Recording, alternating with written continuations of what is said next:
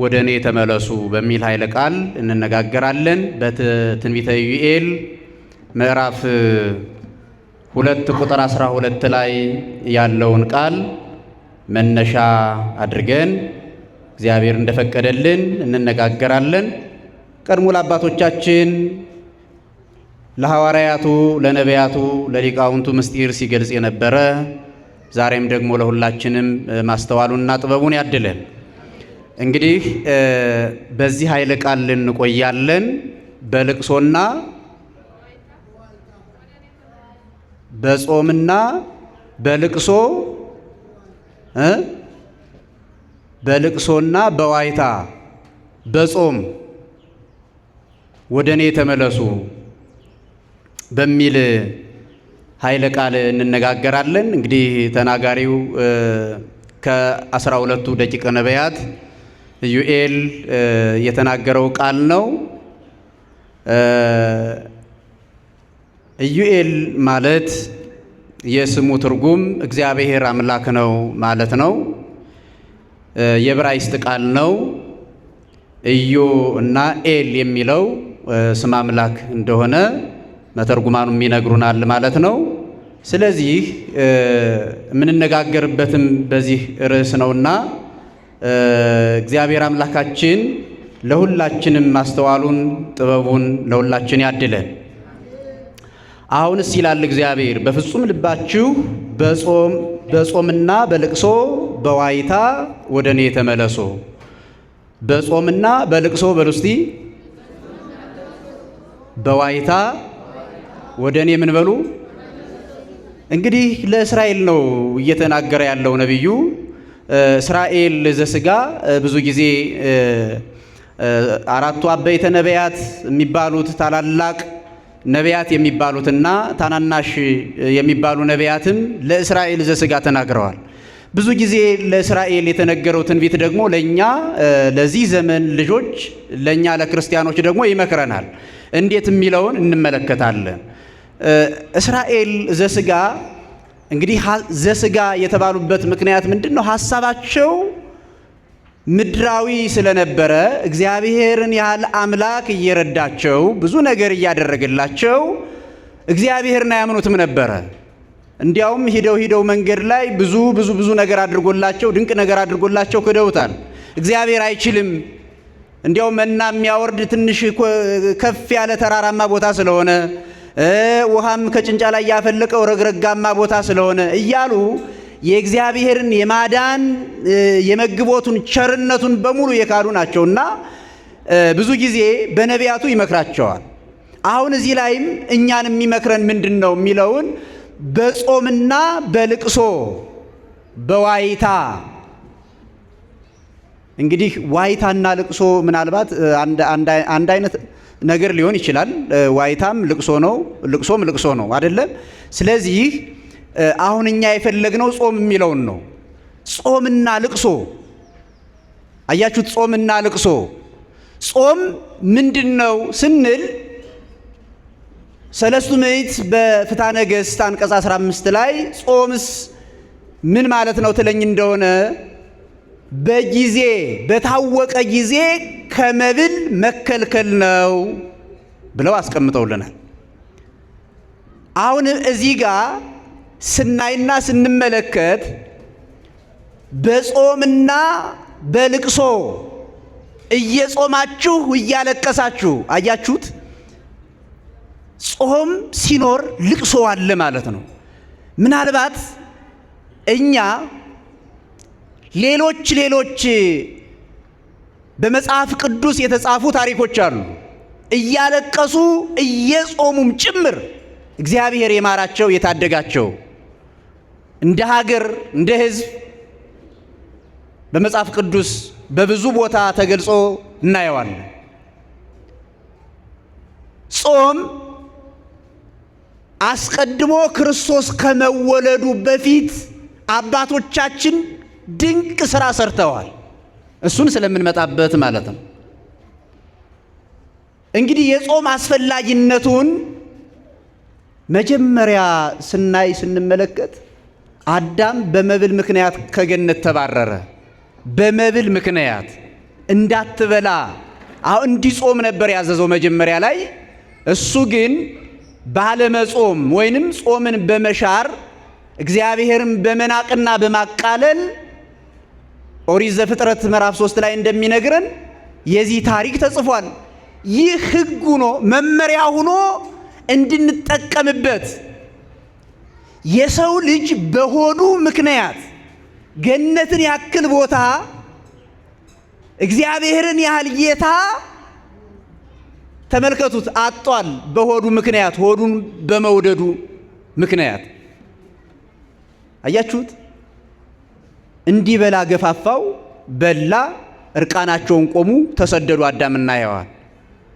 በኋላ ግን 5500 ዘመን አለቀሱና ያ ጾም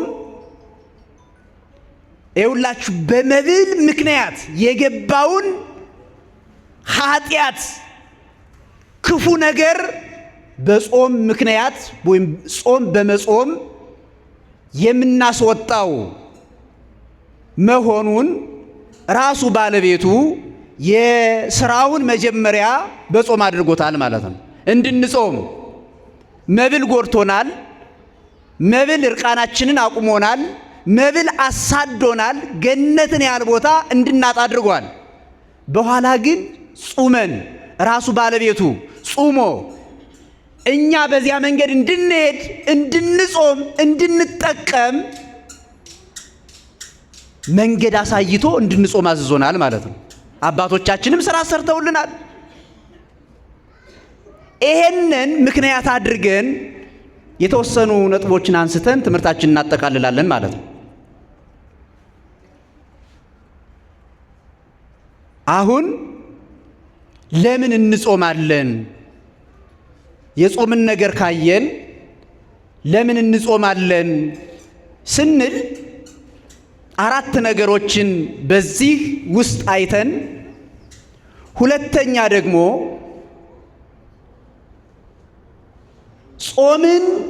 ጾማችን ምን መምሰል አለበት የሚለውን አይተን፣ በጾም የተጠቀሙ ሰዎች እነማን ናቸው የሚለውን አይተን ዘርዝረን ትምህርታችንን እንጨርሳለን ማለት ነው።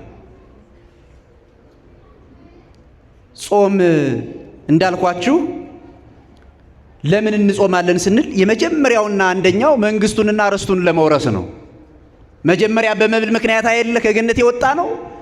ጾመን ይውላችሁ ጾመን ወደ መንግስቱ ወደ ርስቱ እንድንገባ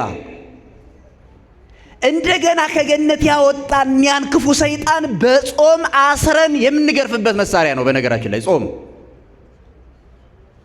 የሚጾም ሰው ሰይጣን ሁልጊዜ ለማጥመድ ብዙ ጊዜ ብዙ ነገሮችን ይጠቀማል። የሚጾም ሰው አይወድም። አባ ጊዮርጊስ ዘጋስጫ የሚጾምና የሚጸልይ ሰው ካፉ እሳት ይወጣል ይላል። ያ እሳት ሄዶ ደግሞ የዲያብሎስን ሀገሩንም ቤቱንም የሚያወድም እሳት ነው ማለት ጾም ጸሎት ነው፣ በጎ ነገር ነው። ተመልከቱት። መንግስቱን ርስቱን ለመውረስ ቅዱስ ጳውሎስ፣ ቅዱስ ሉቃስ በብዙ መከራ፣ በብዙ ጾም፣ በብዙ ውጣ ወረድ መንግስተ ሰማያትን እንወርሳለን አለ። በብዙ ድካም። አሁን ጾም በሌሎች ቤተ እምነቶች ስታዩ ዋጋ የለውም ማለት ነው። ሌሎች ጋር ስራ የሚባል ነገር እዚያ ቦታ እዚያ ሃይማኖት ጋር አይታወቅም። ይገርማቸዋል። ጾም የሚባል ነገር አይታወቅም። 24 ሰዓት ትበላለህ። በበላህ ቁጥር ስጋዊ ስሜትክን ስጋዊ ፈቃድክን ስትሰራ ትውላለህ እንጂ እግዚአብሔርን የምታመሰግንበት አንደበትም ግብርም ሁኔታም የለም። ልብ በሉ። እኛ ስለምናውቅ ስንቀምስና ስንጾም ይሄ ገላ እንደምታዩት ነው።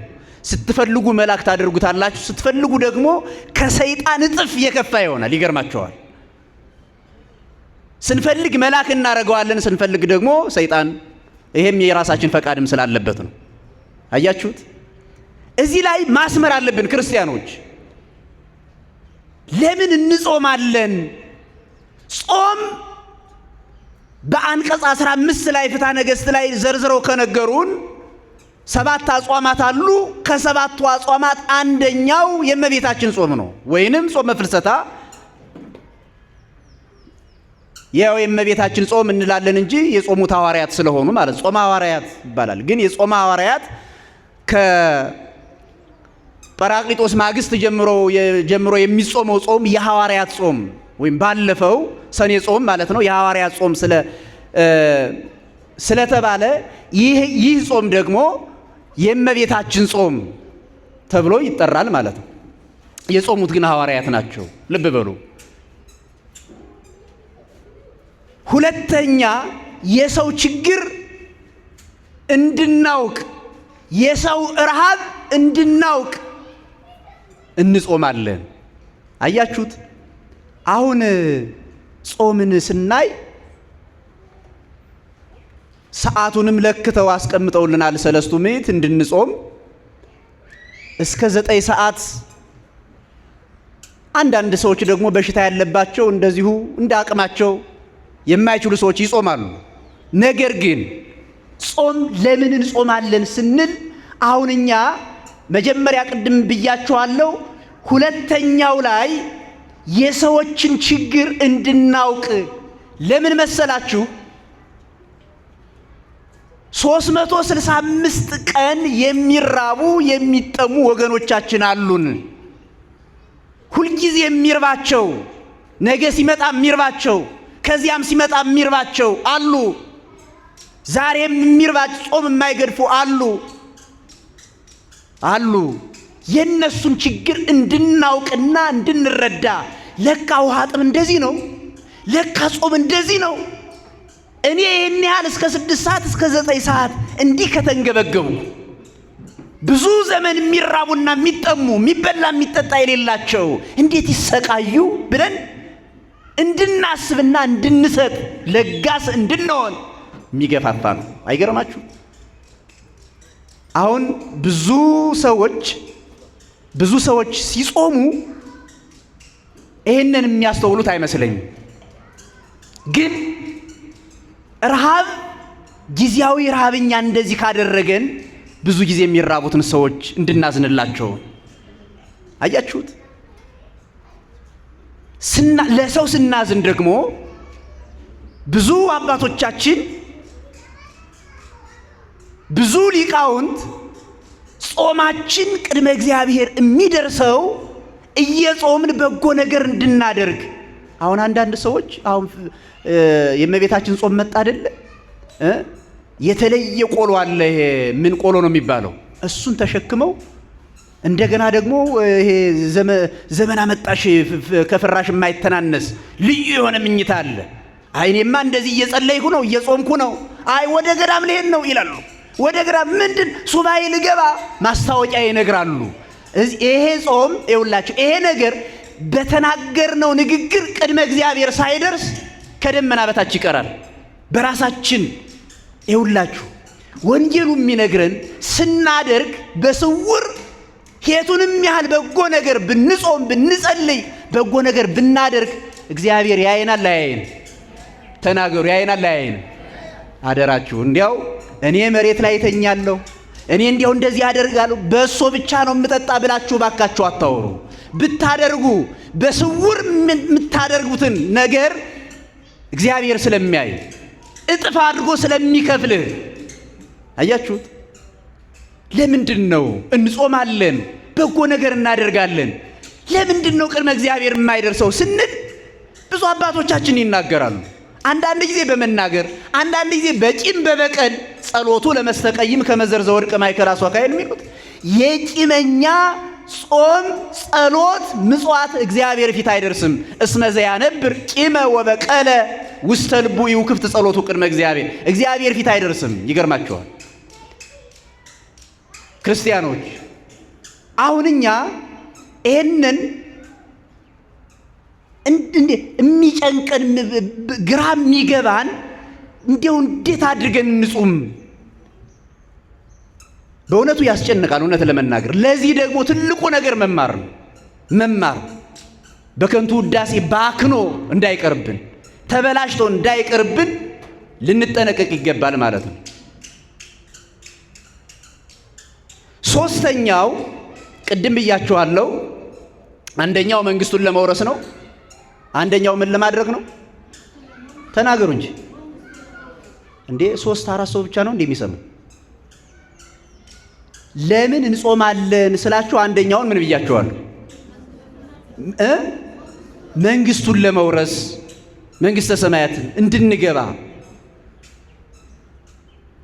ሁለተኛው የሰው ችግር እንድናውቅ፣ የሰው ረሃብ እንድናውቅ እንድንረዳ። ሶስተኛ ፈቃደ ስጋችንን ለፈቃደ ነፍሳችን ማስገዛት። ይሄ የለበስነው ስጋ እንስሳዊ ጠባይ ያለው መላካዊ ጠባይ ያለው ማለት ነው። ስንበላ ስንጠጣ የሚሰማን ስሜት እንስሳዊ ባህሪ ነው። አያችሁት? ይሄንን እንስሳዊ ባህሪን ደግሞ ወደ መላካዊ ግብር መቀየር ነው። ብዙ አባቶቻችን ሰርተው ስላሳዩን ማለት ነው። ምድራዊ ሲሆኑ መላክ የሆኑ አባቶቻችን እናቶቻችን አሉ። እነሱ ምስክሮቻችን ናቸው። ብዙ ጊዜ ቅድም መግቢያ ላይ እንዳልኳችሁ ጾምን ይነቅፋሉ። ሰሪውን መንገዱን ያሳየንን መንቀፍ ነው። ባለቤቱን ማቃለል ነው። ክርስቲያኖች ጾምን የጾመልን እግዚአብሔር ነው። በአዲስ ኪዳን ወልድ ዋህድ ኢየሱስ ክርስቶስ ነው ጹሙ ብሎ ራሱ ጾሞ ያሳየን ማለት ነው። እንግዲህ እዚህ ጋር መጽሐፍ ቅዱስን ተሸክመው የጾም ነገር አልገባቸው ብለው ለሆዳቸው የሚሮጡ ብዙ ሰዎች አሉ። ክርስቲያኖች በብሉይ ኪዳን የተጠቀሙ አሉ። በሐዲስ ኪዳን በእኛ ዘመንም እኛም በዚህ ዘመንም ተጠቅመናል እኮ። እውነት ለመናገር እንደ ሰው ክፋት እንደ ሰው መጨካከን ስትመለከቱት እንዲያው ባንጾም ባንጸልይ ኖሮ ከዚህ የበለጠ ውድመት ሊመጣ ይችል ነበር ብዬ አስባለሁ። እኔ ባንጾም ባንጸልይ ተመልከቱት። እንደ ሰው ክፋት እንደ ሰው ነውር የሚያደርገውን ነገር ስታዩ እንዲያው ይህንን ነገር ባናደርግም ምን ያህል እንሆን ነበረ? በተለይ ባንጾም ባንጸልይ። እውነት ለመናገር የፈተናውን የችግሩን ብዛት ስታዩት በዚህ ልክ እንድናስብና እንድንገምት ያደርገናል ማለት ነው። ፈቃደ ስጋችንን ለፈቃደ ነፍስ ማስገዛት። ሌሊት ሰዓታት አለ። አባቶቻችን ንኢ ድንግል ምስለ ወልድኪ ፍቁርኪ፣ ከወዳጅሽ ከኢየሱስ ክርስቶስ ጋር ነይልን፣ ወደ ሀገራችን ነይልን፣ ወደ ቤታችን ነይልን፣ ወደ ልጆቻችን ነይልን። እንደገና ከደጋጎቹ ከአባቶቻችን ከነ አብርሃም ከነ ይስሐቅ ከደጋጎቹ ጋር ነይልን፣ በረከት ይዘሽ ነይልን ይላሉ። ሌሊት አባቶቻችን ካህናት አሁን ይጀምራሉ ሰዓታቱ። በዚያ መሳተፍ አያችሁት? እውነት ለመናገር ቤት ዘግቶ ጥሬ እየቆረጠሙ ከመጸለይ እያገለገሉ ሰዓታቱን እየቆሙ በዚህ ደግሞ በሰርኩ መርሐ ግብር ደግሞ ቃለ እግዚአብሔር እየሰሙ መኖር አይገናኝም፣ ክብሩ አይገናኝም። እውነት ለመናገር እንዴ እዚያው ተደብቆ ሱባኤ መያዝ። አንድ አባት በዚህ በዜና አበው ላይ ታሪክ ተጽፎ ስላለ ነው። ይሄ ማቃለል እኮ አይደለም እኮ። ክብሩን ግን ስትመለከቱት እናንተ እያገለገላችሁ ሌላም ሰው እኮ እያገለገላችሁ እኮ ነው። እዚያ ቤት ዘግተው የሚጸልዩት ሱባኤ የያዙት ለራሳቸው ነው። እናንተ ግን ሌሊት በአገልግሎት ቀን ደግሞ አባቶቻችን ከቅዳሴ ወጥተው ያንን በማቅረብ እንደገና በዚህ በአገልግሎት መሳተፍ እንዴ! የት ይገናኛል? የት ይገናኛል? ስለዚህ ፈቃደ ስጋን ለፈቃደ ነፍስ ማስገዛት ይሄ ነው። ስንጾም ስንጸልይ ወደ ቤተ ክርስቲያን ስንመጣ ይውላችሁ የተደበቀው ነገር ሁሉ አልሆን ያለው ነገር ሁሉ ተስፋ ያስቆረጠን ሁሉ እንድናለቅስ እንድናነባ ችግር የገጠመን ሁሉ ይፈታል። ፈቃደ ስጋችን ለፈቃደ ነፍሳችን ስናስገዛ፣ አስራት በኩራታችን ስናወጣ፣ በፍጹም ሐሳባችንና ልቦናችን ወደ እግዚአብሔር ስንመጣ ያውቀናል። ገና እንዴት ሆነን ታጥበን እንደመጣን ባለቤቱ ያውቀናል። ስለዚህ በዚያው ልክ በረከቱ ይሰጠናል ማለት ነው። አራተኛ ከመከራ ከሐዘን ከችግር ለመዳን እንጾማለን። ከመከራ ከሐዘን ከችግር ለመዳን ለመትረፍ እንዲሁም ከመቅሰፍትም ጭምር ለማምለጥ እንጾማለን። ይህንን ታሪክ ብዙ ጊዜ ስለምንነግራችሁ የነነዌ ሰዎችን ማየት በቂ ነው። ስለ ጾሙ ከመቅሰፍት ድነዋል። ንጉሡ ተራውን የድሪቶ መዓት ተሸክሞ የሰበከውን ዮናስን በመስማቱ የሀገሩ መሪ ተጠቅሟል። ሀገሪቱ እንዳትጠፋ እንደገናም ደግሞ የመጣው መቅሰፍት አያችሁት ወደ በረከት ተቀይሮላቸዋል። ይሄ የነነዌ ሰዎች ምስክር ናቸው ማለት ነው። ሌሎች እግዚአብሔርን ያልሰሙ ሰዎች ኧረ እባካችሁ ጹሙ፣ ጸልዩ፣ መዓት መጥቷል፣ እግዚአብሔር ይቺ ሀገራችን ሊያጠፋ ነው ብሎ ነግሯቸው ነበረ ኖህ። ሎጥም እንደዚሁ አልሰሙም። በዚያው ሀገሪቱም ህዝቡም ድምጥ ማጡን የጠፋ ይገርማቸዋል። አርኪኦሎጂስቶች ራሳቸው ምን ይላሉ?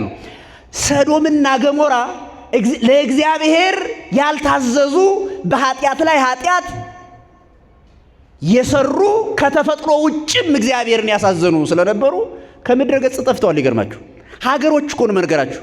እዚህ አካባቢ ነበሩ 2 ከተሞች ነበሩ ተብሎ ነው እንጂ የሚታወቀው የሚነገረው ይሄ ማለት ከምድረ ገጽ መጥፋታቸውን እየነገሩን ስለሆነ በዚህ ደረጃ ተቀጠዋል ማለት ነው። እኛ ግን ከልብ ብንጾም ምእመናን ከልብ አሁን የኛ ነገር ምንድን መሰላችሁ? እንጾምና ጥሩ ጾመን ልክ 9 ሰዓት ተመልሰን ቡናውም ምኑን ዘረጋግተን ከዚያ በኋላ ሰዎችን እያረድን እያወራርን ያለ ቢላ በቃ ጾማችን ከንቱ ቀር ማለት ያደል። ይውላችሁ ሰይጣን እንዳንጠቅም የሚያደርገው ነገር ነው። እንዲያው ዘንድሮ የፈለገው ቢሆን ሰው አላማን ብለን ዞር ስንል በደንብ አድርገን አይ ደግሞ እሷ ደግሞ እሱ በቃ የሆነ ታሪክ ይገባል። በቃ አለቅ። ይሄ ነው የሰይጣን ሥራ። ሳናስበው ግን ክርስቲያን ጥበበኛ ነው። ሰይጣን በየት በኩል እንደሚመጣ በየት በኩል ድል እንደሚያደርገን ይሄንን ስንማር ስንገነዘብ እናውቀዋለን። በዚያም እናሸንፈዋለን።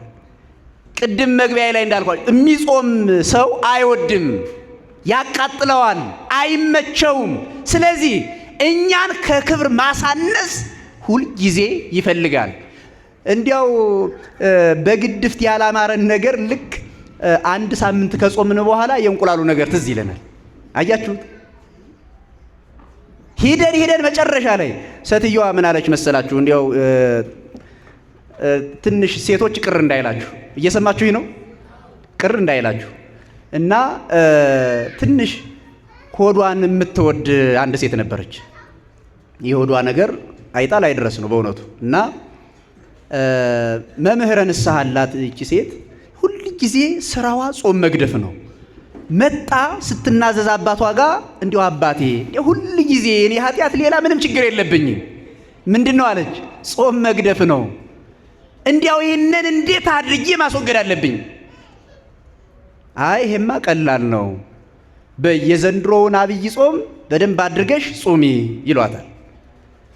ንስሐዋን ተቀብላ እንግዲህ ጾሙ አብይ ጾም የሚገባ መቼ ነው? ሁልጊዜ ንገሩኝ እስኪ። ሰኞን አይለቅም ማለት ነው። በዲሜጥሮስ አቆጣጠር ሰኞን አይለቅም እና እሁዱን እንዲያው ቆንጆ ዶሮ ሰርታ ባለሙያ ናት። እሱን አርዳ ወራርዳ በላችና በበነጋው ሰኞ አይደለ ድስት ልታጠብ ስትወጣ ይሄ ምንድነው የሚባለው? ይሄ ፈረሰኛው ነው። ፈረሰኛው አንድ እግሩ ምኑ ቀርቷል። አይ እንዲያው እኔን አውጥቼ ብደፋው እግዚአብሔር አይቀየመኝም ማለችና መግቢያው ላይ ንስዋን ተቀብላ የለ እንክት አርጋ በላች ማለት ነው። ጾም ገደፈች አልገደፈች? ይኸውላችሁ አንዳንድ ጊዜ አሁን ይሄ ከሰይጣን ጋር የምናመካኘው ነገር ብዙ ነገር አለ። እውነት ለመናገር የራሳችን ፈቃድ እንዲሁ አንዳንድ ጊዜ ሰይጣን ራሱ ባጠገባችን ራሱ አይደለም። የራሳችን ፈቃድ ግን ጎትቶ ወስዶ ያሰራናል። የራሳችን ለምን እኛ የምንበልጠው እግዚአብሔርን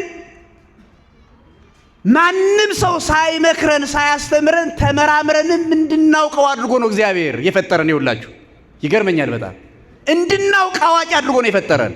ክፉውን ታውቃለህ፣ በጎውን ታውቃለህ ማለት ነው። የሚያጸድቅህን ታውቃለህ፣ የሚያስኮንንህን ታውቃለህ። አየህ፣ ጨለማውን ዲያብሎስን ታውቀዋለህ፣ እግዚአብሔርን ታውቃለህ። ሕያዊት ነፍስ አለች፣ የማትሞት ነፍስ አለች። እኛ ምክንያት እንደረድራለን እንጂ እናውቀዋለን። እውነት ለመናገር ይህንን ደብረ ዘይት ግማሽ እኩለ ጾሙ ሲደርስ መምህረ ንስሐና ንስሐ ልጆች የሚገናኙበት ጊዜ ነው ታውቃላችሁ። እና መጣች። አይ አባቴ እንዲያው ያኔ ንስሐ ገብቼ ነበረ፣ ግን እኮ ጾሙን ገደፍኩት አለች። ግድ የለም እግዚአብሔር ቸር ነው፣ መውደቅሽን አይደለም እንኳን ድጋሚ የተነሳሽ እንኳን ኃጢአትሽን አመንሽ ብለው እንደገና ንስሐ ይሰጧታል። ንስሐዋን አንዱን ወር ቀጠለችና እንዲያው ልክ ሕማማቱ አልቆ ሕማማቱን በደንብ ጹማ ቅዳም ስዑር ቀን ስጋው ደግሞ መቀበል አለብኝ ብላ ነጭ ልብሷን አዘጋጅታ ንስሐዬን ጨርሻለሁ፣ አሁን ሰይጣንን አሸንፌዋለሁ አለች። ግን ሂጄ ዶሮ መግዛት አለብኝ፣ እንዲያው መጥቼ አስቀድሼ መጥቼ ምን እቀምሳለሁ? መቼም ከባድ ነገር እኮ ነው። ምን እቀምሳለሁ አለችና ሄዳ ጥሩ ዶሮ አመጣች፣ ሰራች። ልክ እንዲያው ጨውን እንዴት አድርጌ እንዴት ይሆናል አለችና ጨውን ቀመሰች ማለት ነው። ስለዚህ መግቢያው ላይም መጨረሻው ላይም ምን አለች? ተመልከቱት። አንዳንድ ጊዜ በሆዳችን ምክንያት የምናጣቸው በረከቶች፣ ሆዳችን በመውደዳችን ምክንያት የምንተዋቸው ወይንም የሚሰጠን በረከት የሚያመልጠን በጣም በቃል የሚነገር አይደለም። ይገርማችኋል። ይውላችሁ አንዳንዱ ሰው ሆዱን የወደደ ሰው ስልጣን እንስጥህ ግድ የለም ይሄ ሆድ አይደለ እንዴ? በቃ እምነት የሚባል ነገር ስለ እምነት አትናገር፣ አታወራ፣ እንሰጣለን። ምን ቸገረኝ እኔ ይላል። የለማ አንዳንድ ሰው ደግሞ ሆዱን በትንንሽ ነገር የሚሞላለት ከሆነ የምን እግዚአብሔር ነው የምን ጾም ነው ይላል። እነዚህን ነገሮች ማስወገድ ፍጹም ይውላችሁ ጾማችን በተለየ ሁኔታ እግዚአብሔርን በማመስገን ወደሱ በመጸለይ ምን መሆን አለበት የሚለውን ጾማችን ምን መሆን አለበት የሚለውን ነገር ስናይ ቆራጥ ሁነን በሰውነታችን ላይ ዘምተን የሚፈታተንን ሰይጣን በእያንዳንዱ ማጥፋት ይኖርብናል ማለት ነው። ይሄንን ስንጾም ነው። አዳም ክብሩን ያጣው በሆዱ ምክንያት ነውና ክብራችንን በሆዳችን ምክንያት እንዳናጣ እግዚአብሔር ይርዳል። እንግዲህ አራት ነገሮችን ለምን እንጾማለን የሚለውን አይተናል። ጾማችን ደግሞ ምን መምሰል አለበት ስንል የመጀመሪያው ከፈሪሳውያን አስተሳሰብ መጽዳት አለበት። የፈሪሳውያን ጾም ይውላችሁ አዋጅ ያውጃሉ፣ ይናገራሉ። በቃ ጾም ገብቷል ልንጾም ነው ብለው ሲመጸውቱም እንደዚሁ ነው። ህዝብ ባለበት ፈልገው ህዝብ ከሌላ አይሰጡም። ሰው አደባባይ ላይ የጾሙን አዋጅ ካልተናገሩ አይጾሙ። ይሄ ጾም ማለት ቅድም እንደነገርኳችሁ ከንቱ የሆነ ጾም ማለት ነው። በነገራችን ላይ በዚህ ዓለምም እግዚአብሔር እየነገራቸው ያልሰሙትን ዶክተሩ ሲነግራቸው የሚጾሙ አሉ። ያ ማለት ምንድን ነው? በመብል ምክንያት የሚመጡ ብዙ በሽታዎች አሉ። ዶክተር ሳሙኤል ይነግረናል በዚሁ አጋጣሚ። እነዚህ ሁሉ መሰናክል ሆነው እንቅፋት ሆነው የሚያስቀሩን በመብል ምክንያት ኮሌስትሮሉን ብትሉት፣ ግፊቱን ብትሉት፣ ስኳሩን ብትሉት፣ ምኑን ብትሉት የሚመጣው በምንድን ነው? ንገሩኝ እስኪ። አረ ንገሩኝ ተው። ቅር አላችሁ መስለኝ። በመብል አይደለም እንዴ? በመብል ነው፣ ስትበላ ነው ወዳጄ። ግን አስቀድሞ እግዚአብሔር ለጤናችንም በልክ እንድንኖር አያችሁት፣ የደም ዝውውራችንን ይሰራል። ይገርማችሁ። እንደው ጾሙን እንተውና በዚህ በጤናውም ህይወት ስታዩ የደም ዝውውራችን እንደው በደንብ አንድ ሰው አንድ ወታደር ሆዱን ከሞላው ጠላት ቢመጣ እኮ ተናንቆ አንቆ ይዘዋል። ሆዱ ሞልቷል መሮጥ አይችልም። አያችሁት? ክርስቲያንም እንደዚያ ነው። በበላ ቁጥር ሰይጣን አንቆ ይዛል። ስለዚህ በልክ ማድረግ ቢኖረን እንኳን ክርስቲያኖች ለሌሎችም እያካፈልን እንግዲህ አንድ እፍኝ ቆሎ ቢኖረን ግማሹን ለሰዎች መስቅድም እንደነገ እሱን መዘንጋት የለብንም። የፈሪሳውያን ጾም አምላካችን መድኃኒታችን ኢየሱስ ክርስቶስ እንዲህ ብሎ አስተምሯቸው፣ ከፈሪሳውያን ጾም ተጠበቁ። እነሱ ሲጾሙ ይውላችሁ በአደባባይ ነው፣ አዋጅ ነግረው ነው። ከዚህ ጾም ራቁ። ስትጾሙም እንደ ግብዞች አትሁኑ። ግብዞች ማለት ራሳቸውን የሚያጸድቁ ራሳቸውን ትልቅ ሰዎች አድርገው የሚናገሩ ናቸው። ከኛ በላይ ክርስትና ለሐሳር የሚሉ ግን በእግዚአብሔር ዘንድ ዋጋ የሌላቸው ሰዎች ናቸው። እንደዚህ ከመሆኑ እግዚአብሔር ይሰውረን በእውነት። ሁለተኛው በፍቅር መጾም ይኖርብናል። ስንጾም አሁን ይሄ ጾማችን ምን መምሰላል? በፍቅር መሆን አለበት ነው። ጾም ሲመጣ ቅዱስ ያሬድ እንደሚል ንጹም ጾመ ወናፍቅር ቢጸነ ወንትፋቀር በበይናቲነ እስመ ከማሁ አዘዘነ። እንጹም እንጸልይ፣ ወንድማችንን እንውደድ። እግዚአብሔርም እንዲህ ብሎ ምን ብሎናል? አዝዞናል። ወዳጅ በፍቅር አያችሁት? በፍቅር የሆነ ነገር ሁሉ እግዚአብሔር ፊት ይደርሳል። ለምን? እሱ ራሱ እግዚአብሔር ፍቅር ስለሆነ በፍቅር መጾም። አንዳንድ ቦታ ይመጡና የኔ ማስቀደሻ ነው ወግጅ ብለው የተደባደቡ ሰዎችም እናቶችም አውቃለሁኝ። እኔ ጾመ ፍልሰታ ሲመጡ መቋሚያ ትልልቅ መቋሚያ ይዙና ከዚያ አንዲት እናት ቁማ ታገኛቸዋለች። ይሄ እኮ የኔ ማስቀደሻ ነው ማን ያመጣሽ ብለው እኒያን እናት ፈነከቷቸው። አሁን ይሄ እንዲህ ያለ ስታዩ ያሳዝን። በፍቅር ነው መሆን ያለበት። እንዲያውም የሚመጣልን ሰው ካለ ቦታችንስ ብንለቅለት ምን ችግር አለ? የሚያስቀድስ ሰው፣ የሚሰጥ ሰው፣ በጎ ነገር የሚያደርግ ሰው ማስተማር ማለት ይሄ ነው። አያችሁት? ለሰው መትረፍ ማለት ይሄ ነው። ሶስተኛ በይቅርታ ጾማችን በይቅርታ መሆን አለበት። የተሸከምነው ብዙ ነገር አለ፣ ብዙ ነገር እሱን በይቅርታ እናንተ ሸክማችሁ የከበደ አይደል? ሸክማችን በጣም ከብዶናል። እዚህ ዘመን ላይ ከብዶናል፣ ተቸግረናል። ያንን ሸክም የምናወርድበት እዚህ ቦታ ነው። ክርስቲያኖች እዚህ ስንመጣ ነው፣ ሌላ ቦታ የለም። መከራ ነው፣ ሐዘን ነው፣ ችግር ነው። ስለዚህ በይቅርታ ልንጾም ይገባል ማለት ነው። የመጨረሻው በጾም የተጠቀሙ አባቶች እነማን ናቸው? የጾም ጥቅም በጾም ምን ያልሆነ ነገር አለ? እነ ሙሴ ባህር ከፍለዋል። ሙሴ ኤልያስ እስመ በጾም ኤልያስ አርገ ውስተ ሰማይ፣ በጾም በጸሎት ኤልያስ ወደ ሰማይ አረገ። ብትጾም ብትጸልይ መንግስቱ ርስቱ ያንተ ነው። እስመ ዛቲ ጾም ወሀበቶ ሞገሰ ለሙሴ በቅድመ እግዚአብሔር። ይህች ጾም ለሙሴ በእግዚአብሔር ዘንድ ሞገስ ሆነችው። አየህ፣ ክብር ናት ጾም፣ ሞገስ ናት። የሚጾምና የማይጸልይ ሰው ሁለት ሰው ሲሄድ ብታዩት የሚጾም ሰው ሞገስ አለው፣ ይገርማቸዋል። ያ ግን በቃ ቀልል ያለ ነገር ነው። ያውን ክርስቲያን አይታችኋል? እንደኔ ታዝባችሁ ሊሆን ይችላል። የተመለመለ ግንድ አይታችኋል? ምንም ጥላ የሌለው እንደዚያ ነው። በቃ የሚጾም ሰው ክርስቲያን ሰው ቁጥብ ነው። ጥላዋ ያስፈራል። እግዚአብሔር አብሮት አለ። ይሄንን ነው ስንጾም በማይጾሙት ዘንድ እንፈራለን። የሚጾም ሰው ጉልበተኛ ነው። በተለይ ከእንባ ጋር፣ በተለይ ከልቅሶ ጋር፣ በተለይ ከሐዘን ከመከራ ጋር የሚጾም ሰው ከባድ ነው። ቢናገር ያደርሳል፣ ቢራገምም ያደርሳል። ከባድ ነው ክርስቲያኖች። ስለዚህ ብዙ አባቶች ቅዱስ ዮሐንስ አፈወርቅ ደግሞ እንዲህ ይላታል፣ ጾም ማለት መድኃኒት ነው። ይህንን መድኃኒት ደግሞ እኛ በሽተኞች ነንና በአግባቡ ልንወስደው ይገባል። በአግባቡ ከወሰድነው አያችሁት ካለብን በሽታ እንድናለን፣ እንፈወሳለን።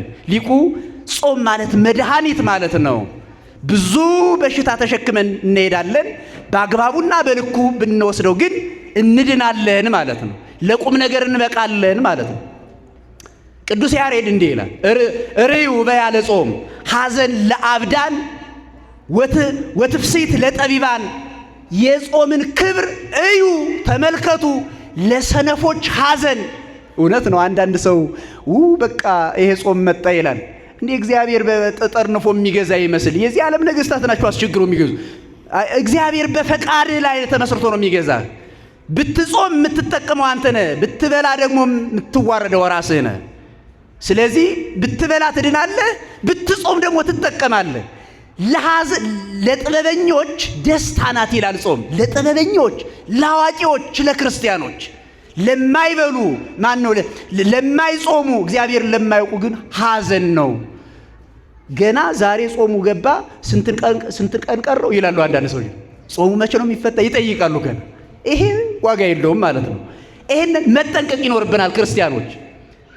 ማር ይስሐቅ እስመ ጾም እማ ለጸሎት ወእህታ ለአርምሞ ወነቃ ለአንብ ወጥንተ ኩሉ ገድል ሰናይት።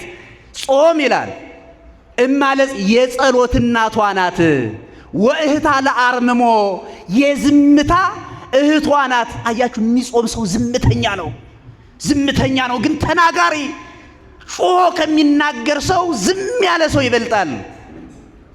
ወእህታ ለአርምሞ ወነቃ ለአንብ የልቅሶ መገኛ ናት። ስትጾም ለሚያለቅሱት ሰዎች ታስባለህ። በተለይ እያዘን እያለቀስን ብንጾም እስካሁን ድረስ ሀገራችን ከስንት መከራ ትገላገል ነበር። አያችሁት? ወጥንተ ኩሉ ገድል ሰናይ የበጎ ነገር መጀመሪያ ናት፣ የበጎ ነገር ማስፈጸሚያ ናት ጾም። አያችሁት ክርስቲያኖች? እኛም ደግሞ ጾመን ጸልየን ሀገራችን ሰላም እንድትሆንልን እግዚአብሔር ይርዳን። በእውነት ይህንን ማድረግ ይቻላል። በፍጹም እምነት ነው የምነግራችሁ።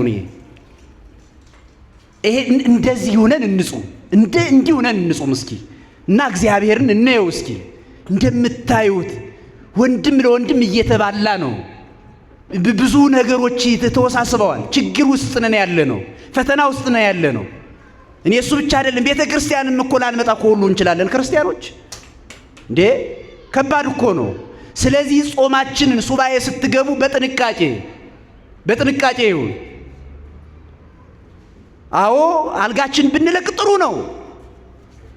ትራሱን ብንተው ጥሩ ነው። እውነት ነው። ከምንበላው መቀነሳችን በጣም ጥሩ ነው። እሱ ነው ጾም። ለሰዎች ማዘን በቃ እሱ ነው ጾም።